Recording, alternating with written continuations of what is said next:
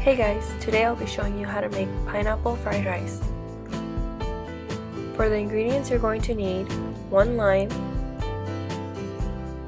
half of an onion, about 3 garlic cloves, a bunch of green onion, 1 carrot, about 10 ounces of shrimp, and a half cup of pineapple.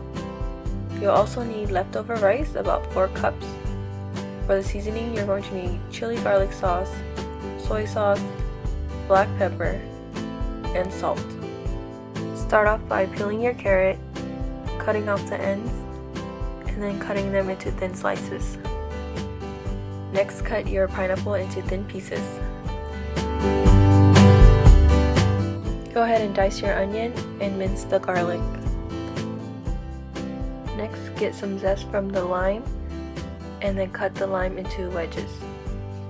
Heat about a tablespoon of oil into a pan, add the garlic, and then add the rice. Go ahead and break up the rice. Then add the lemon zest to the rice and mix it up. Transfer the rice to another plate and set aside. Go ahead and add about another tablespoon of oil to the same pan.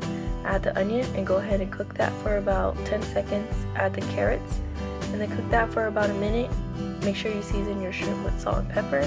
Add the shrimp to the pan and cook for about 5 minutes or until it is no longer pink and cooked. Next, you're going to add the pineapples and the rice. Go ahead and mix that up.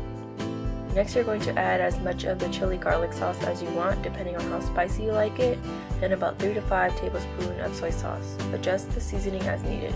Squeeze the juice of 2 lime wedges and garnish with green onions.